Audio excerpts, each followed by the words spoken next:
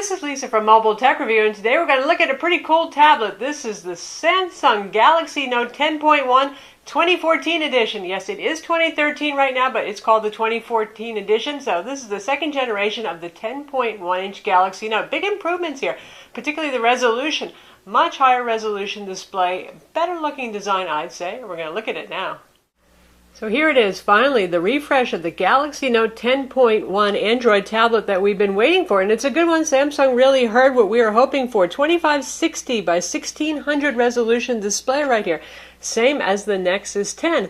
I know for a lot of you it was a real close call between getting the Nexus 10 and getting the original Galaxy Note 10.1, and that high resolution really sold you on the Nexus 10. So now we don't have to compromise. We've got the S Pen with the Wacom digitizer built in, an active pen, and it now runs at higher resolutions. Happily so. Nice compact form factor, as you can see right here. That's another improvement in my book. This has gotten smaller, a little lighter, easier to handle, about 1 1/3 pounds or so. Very thin, under 1/3 of an inch. Not quite as thin as the Sony Xperia Z tablet, which is 0.27 inches, but honestly, after a while, thin enough is thin enough, and that's what this is. You can see we have the faux chrome surround here going all around the edges, and that's one of my complaints. If they could just have gone maybe for brushed aluminum, it might have looked a little less tacky and genuine fake plastic kind of, thing going on there, but that is what it is. And also, one way that Samsung managed to make this a smaller tablet, not so long this way to this way, is by getting rid of the side front-facing speakers. Now, that's good and bad, right? We all love those front-facing speakers because, gosh, well, they faced at you so you could hear them better. But the problem was they made the tablet longer, side to side, and bigger, and everybody likes a smaller device, so, well, they're back on the side here. And these are the speaker grills.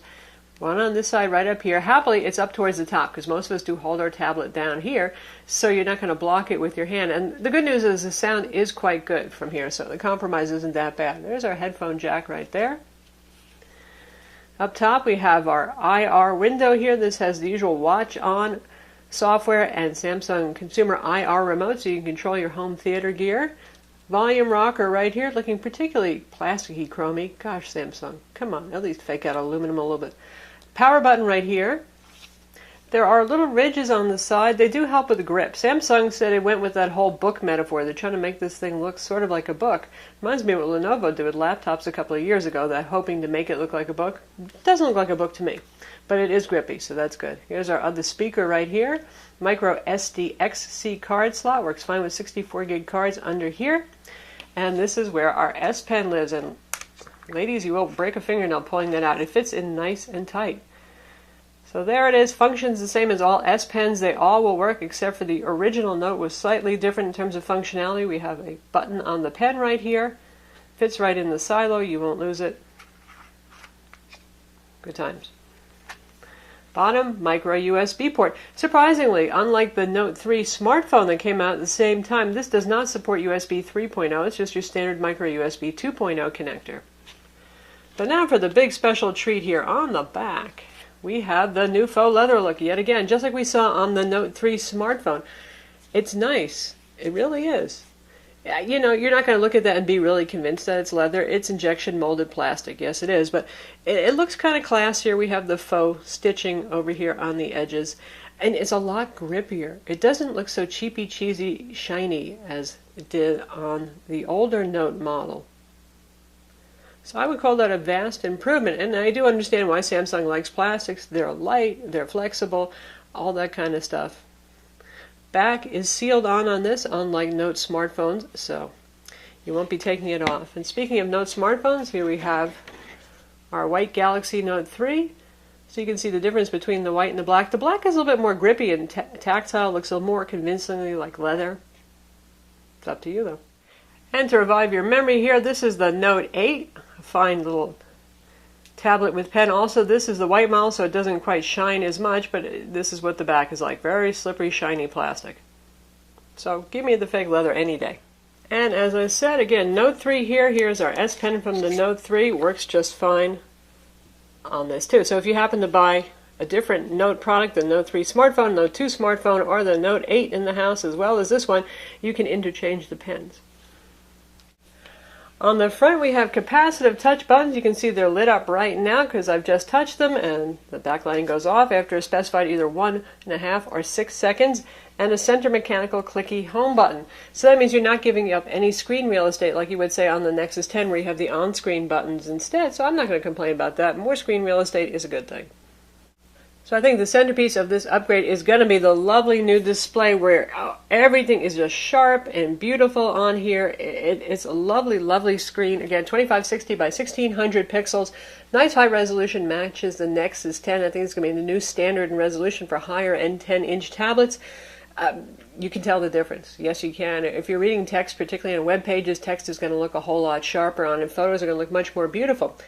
And though both the Nexus 10 and obviously the Samsung here are made by Samsung, the screen is a more color saturated kind of screen on this model right here. Samsung always has their way with settings, and they do things like increase saturation a little bit. Now this is not Super AMOLED. Super AMOLED displays do not get that big.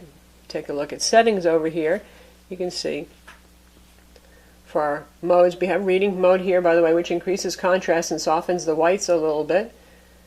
And for screen mode, you can go with adapt display, where it looks like at what's being displayed and adapts for you, or dynamic standard, which is the most common, shall I say, closest to lifelike and natural, and movie mode, which kind of increases contrast a little bit and warms things up a little bit. So while the Nexus 10 was not the most vivid looking screen, this guy is pretty nice. Really, I think people are just going to enjoy this an awful lot. Certainly it gives the iPad with Retina display a run for the money in terms of resolution and in terms of robust colors. The other exciting thing here is upgrade in CPU. Now, probably anybody with an original Note 10.1 wasn't saying, my gosh, my CPU is just inadequate, because it wasn't. It's fast enough, and they just keep getting faster anyway, don't they? Still, it makes us feel good to know that, and we're up to 1.9 gigahertz. This is a Samsung Exynos Octa CPU. What that means is you've got 2 sets of 4 cores, and it's a different way of handling things from Tegra, where they have the little low-power companion core and then the main cores. In this case, you have a bunch of ARM A15 cores, and those 4 are going to be your main heavy-duty processing ones. And we have 4 1.3 gigahertz lower power cores that are going to handle things when you don't have much going on here. It doesn't need any heavy lifting, so to speak. So it's really about the power savings. You don't have 8 cores running at once to give you faster performance than you've ever seen on anything before. No, it's just for the power savings. CPU inside is the Exynos 5420. That's a little move up from the 5410 used in the Nexus 10. It has Mali T 626 graphics inside, so capable fast performer. Occasionally I notice a little bit of lag and a little bit of jerk sometimes when it's just redrawing the screen and misses a screen tap. Samsung already pushed out a firmware update that's supposed to improve stability. I know some of the pre-release reviews were commenting on some of that kind of glitchiness, and it looks like they're addressing that now. It's certainly not a problem with the hardware. And honestly, even if, I like to pick on TouchWiz. It's pretty heavyweight. It can bog things down. Clearly with the Note 3, which has Snapdragon 800, which is similar processing capabilities, that never bogs down at all. So this is a software issue when that does happen. So that's something that Samsung can fix on it. And like I said, it's gotten a lot better. It's not doing the herky-jerky thing like it did so much before. Has 3 gigs of RAM, again, just like the Note 3. 2 gigs is usually the high end for tablets and smartphones, so 3 gigs is nice, but with all of Samsung's custom software in here, they need it.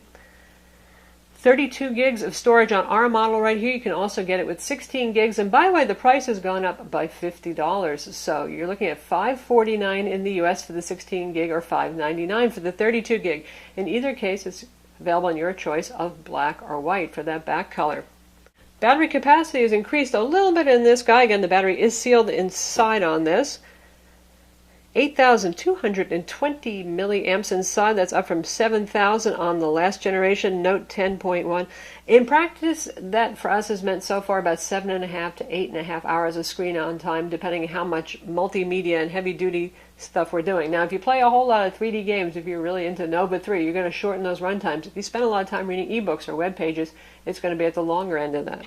Now, some of you are interested in things like MHL. It does support MHL out through the micro USB connector, and it also supports USB host. I have a little USB host cable here, came from Amazon for about $5, some no-name one. Going to stick it into the tablet, and I have a flash drive here. Now I have tried 2.5-inch portable hard drives that take power from the USB port, and they spin up just fine, but the bad news is we don't have NTFS support here. Every single one said, sorry, unsupported file system. So that's unfortunate, since most big portable hard drives these days are NTFS. But our 32 gig USB 3.0 flash drive we're testing will work just fine. It tells us right up there USB connected, and it opens up the My Files file manager, that's Samsung standard file manager, so I can see what's here, USB drive A. I really don't have much on there this time, but this works fine. Again, with hard drives, you're going to need something like, well, FAT32, unfortunately. We all know that even mobile OS tablets, not Windows tablets in other words, can get kind of warm. The Nexus certainly could get, Nexus 10 could get kind of toasty if you're playing demanding games for a while. This one will get warm, I notice, particularly right in this spot right here. Not hot, it's not going to burn you. We're not talking like some Acer 1080p tablets that we remember that really could get your hands sweating, but it will get warm in this area. Nothing to worry about, not that level of heat at all, though. Back here we have an 8 megapixel camera with an LED flash. I know some folks make fun of cameras on tablets, but the camera that's with you is the best camera always, isn't it? And it's not a bad camera. It's sort of, it's 8 megapixels and it has a pretty good amount of features. It's about comparable somewhere to around the Samsung Galaxy S2 to S3 camera. Not too bad. It does have HDR, and we have a nice 2 megapixel front video chat camera, so you get better than average quality for video chat. We wish that notebooks honestly would start using higher resolution cameras for the front so we don't look like grainy dark messes. Look pretty nice with this. In terms of software on here, we have everything in the world from Samsung, and I'll show you that stuff in a minute, but here, just overall, obviously every benchmark in the world I've installed on here. We will talk about benchmarks. As far as I know, Samsung has not cheated and tweaked benchmark scores on this guy, so they seem to be just about where we would expect, but we'll talk about that in a minute. Anyway, we've got our alarm clock over here. I've installed Sketchbook Pro, Autodesk's product. Now there is Sketchbook Pro for Galaxy on the Samsung Galaxy Note 3, and I was really hoping it would be on the tablet because I think a lot of people who buy this obviously are artists who like to sketch, but then again, probably folks at Autodesk said that's where our money's coming from. We're not going to give you that for free. Business Week is bundled here. New York Times is bundled on here this time around. Flipboard as ever. Samsung loves Flipboard. Oh, we have My Magazine too, where you can swipe up from the home screen and see a sort of very non-customizable version of Flipboard to catch up on news and social networking. All the Google apps are here. You've got your Gmail, you've got your email. We have both the WebKit web browser and Chrome on here. Of course, your Google+. Samsung software we'll talk about in a bit. So they haven't bloated it out too much, which is nice. Since this is a Wi-Fi only tablet, it doesn't have carrier bloat on it. That's always good. Twitter was preloaded on here. And Samsung software, we'll get to that now. They have their own custom video player as always. They have Watch On. That's your TV AV remote control and content discovery. That gives you TV listings, suggests things you should watch. Has on-screen remotes. Their scrapbooking application. It's actually kind of nice because you can snip and grab content from everywhere. You can actually save videos, you can save photos, you can grab pieces of web pages, so if you're researching a topic, it's useful. Samsung Apps is their version of the App Store. They have all their other applications in here, their own calculator. We have S-Voice for voice control, S-Translator, S-Voice. You know me, I'm really never too impressed with it. I like Google's voice control better. S-Translator actually does work pretty well. Samsung Link, if you happen to have one of the new Samsung ATIV books that supports it, you can actually transfer content between the two and have wireless screen sharing going on, which is kind of handy, so you don't have to get up and go to the other room. Samsung's Group Play, you know that from their phones. Knox for security, their File Explorer, their video editor. It's an okay video editor, not super duper great. Action Memo is part of the pen stuff, and I'll show you that. The pen software, by the way, is really just like the Note 3. If you've watched that video review, you've already got that down. In terms of custom widgets, they give you the S-Note widget. You can get rid of that if you want. It's just a giant space-wasting shortcut to S-Note, honestly. They have the New York Times widget set up by default. You can get rid of that again. A Twitter widget for Twitter Discovery, Bloomberg Business Week. That's my calendar up there. And your selection of widgets is right here. You've got your Task Manager, always nice to see. Sound control, alarm clocks. All the standard Google stuff is on here too. All the calendar views. Twitter stuff, clocks, more clocks. Evernote, shortcut. That's interesting because it didn't come with Evernote pre-installed. Google Play stuff. You get the idea. Picture frames. Samsung Hub, Samsung Apps. Of course, Samsung has their own media stores, so they'd like you to rent some movies from them, buy some music, that kind of thing. And of course, the clock and weather that you saw. Other Samsung software includes their AirView. It can use the front camera to keep an eye on you and not turn off the screen if you're staring at the screen. It works very well. There's a couple of goofy things where it tries to watch your eyes and scroll the page for you. You know, that doesn't really work too well. It can pause the video if you look away. These are all controllable via settings, so you can turn these things on and off. And it wouldn't be Samsung without multi-window over here. You see this whole long list of things that you can use in multi-window, which is split screen between two different applications, a web browser, likes to tuck itself away, S-Note here, the video player, Chrome, Gmail, Maps, YouTube, all sorts of stuff. So say I need access to my file manager, just drag it right down there, and well, I want to see my web browser too.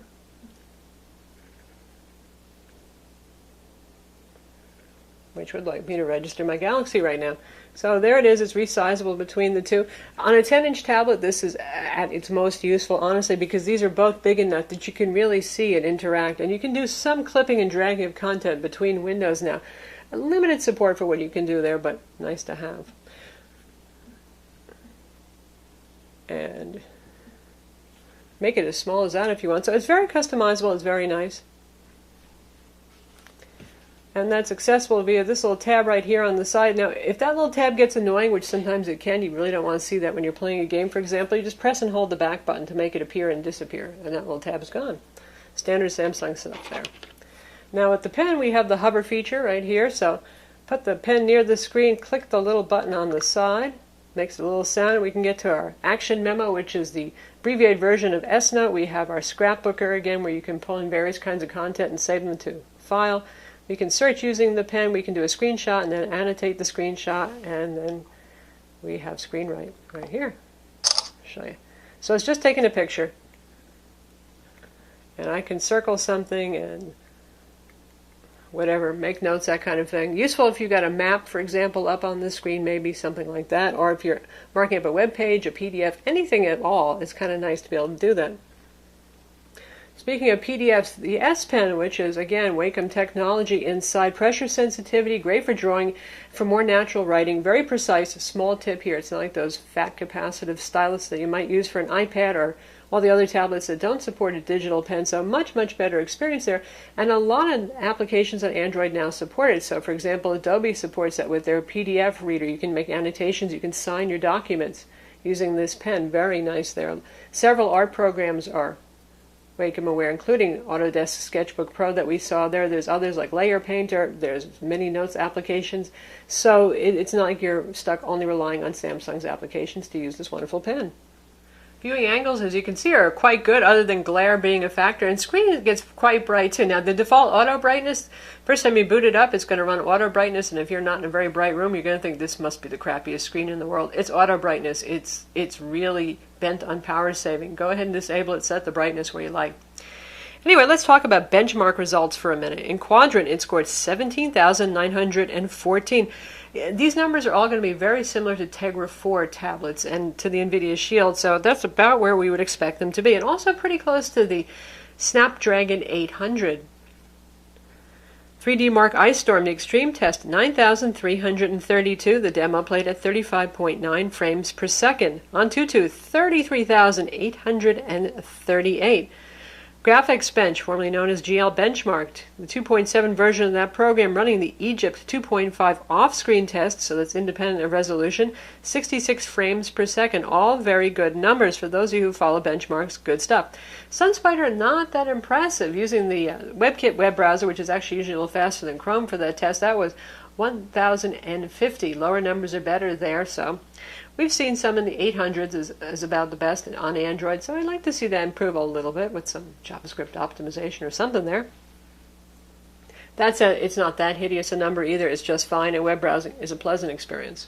Speaking of web browsing, we'll test out using the WebKit web browser, and here you can see the on-screen keyboards like. Always a nice effort from Samsung here. Numbers up top, all sorts of alternate symbols, so you don't have to be hitting the symbol button all the time. Access to voice input right here as well. We got a www shortcut. which switches to a .com shortcut. Very clever there, isn't it, once we actually enter the www.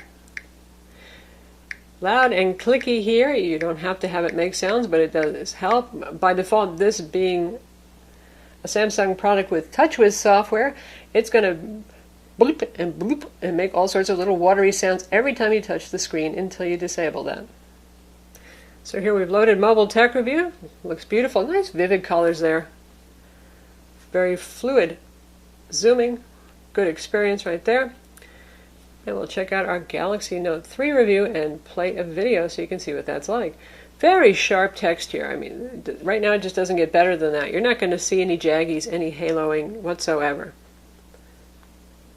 We're up in the 300s for PPI, so plenty enough that most of us with average eyes sitting 7 to 10 inches away will not see pixels.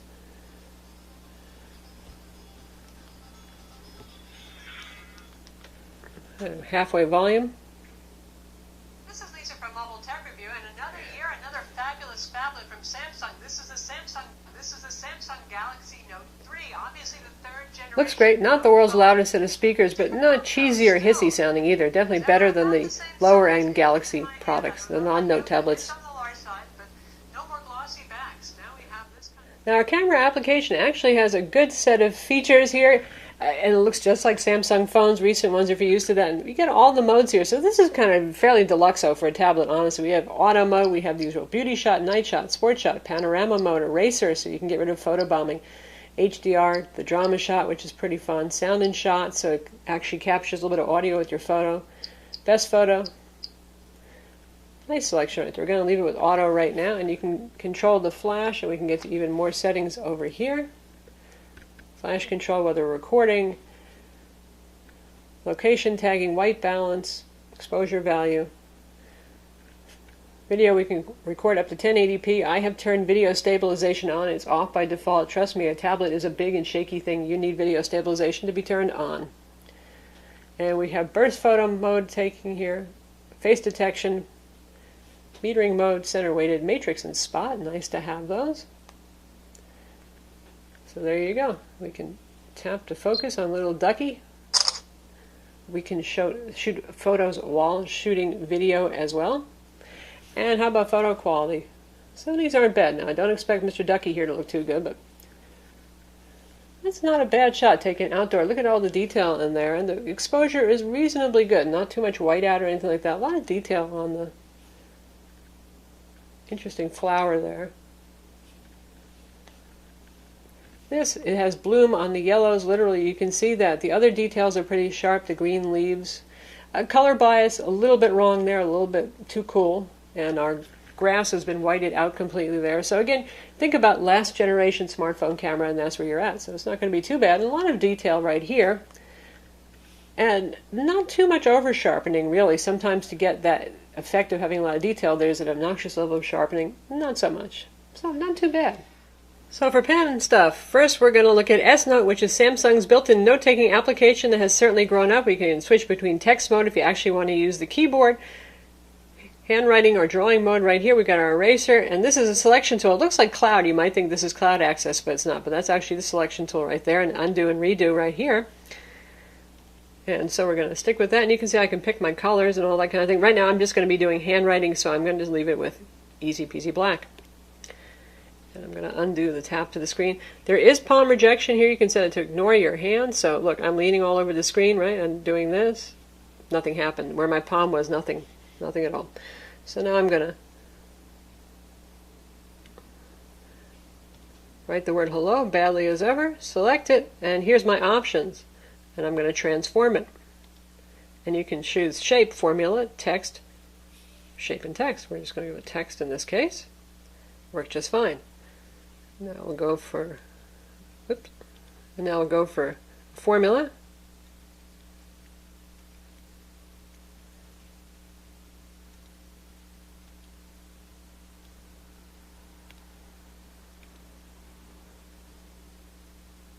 So for you science types, there it is, awesome. And you can resize this box, you can move it around. It's improved a lot. So the handwriting recognition is good, it's pretty quick, nice stuff. And of course you could use this for drawing too. Your selection of pens is not exactly wild here. You've got pen, you've got pencil, you've got a paintbrush, another kind of paintbrush, and a magic marker. So it's basic stuff. Let's switch to a pencil and let's choose orange, because orange is still my favorite of the week.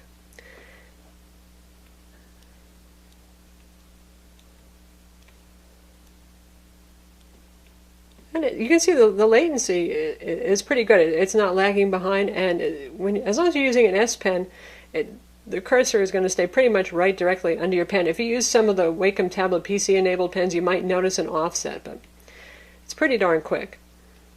Now we'll look at a more serious art application. So now we're inside Sketchbook Pro, and we're working on our cute little cat over here, and you can choose between these pens. Obviously, we're not really telling you about this application particularly, but switch back to the pencil. I've been using a little airbrush on our friend right here. And again, you can use this in pen-only mode, so it will ignore what your hand is doing in terms of touching the screen. So it works well. It has pressure sensitivity. So for your art types, this is pretty enjoyable. It's nice.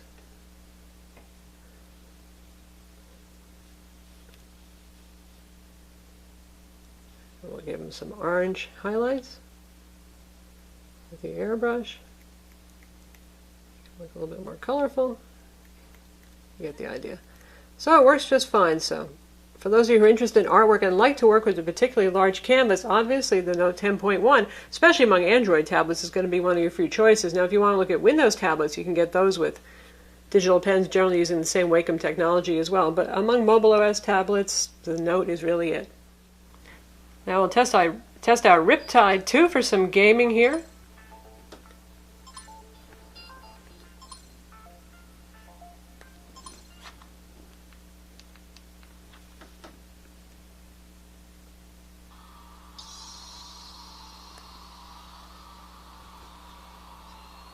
Certainly nice colors on the screen. It's so sharp. Boy, you can see the detail. You can see the tiles that are underneath the waterway.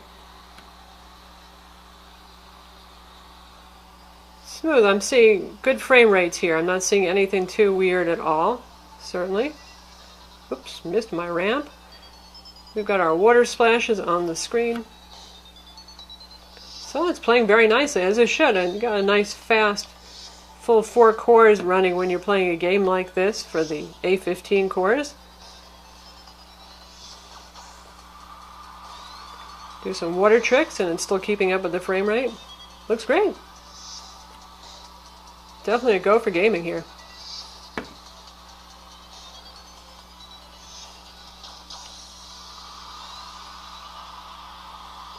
So that's Riptide GP2 on the 2014 edition of the Samsung Galaxy Note 10.1. So that's the Samsung Galaxy Note 10.1 2014 edition. It ain't cheap, but it is nice. For those of you who liked the Nexus for its high-resolution display, but wanted that pen experience or some of the Samsung TouchWiz apps that are on here, finally your day has come. It's available. Nice looking tablet, fast tablet, a couple of quirks here and there, but I'm sure Samsung's going to iron those out. I'm Lisa from Mobile Tech Review. Be sure to visit our website for the full review, and don't forget to hit that like button.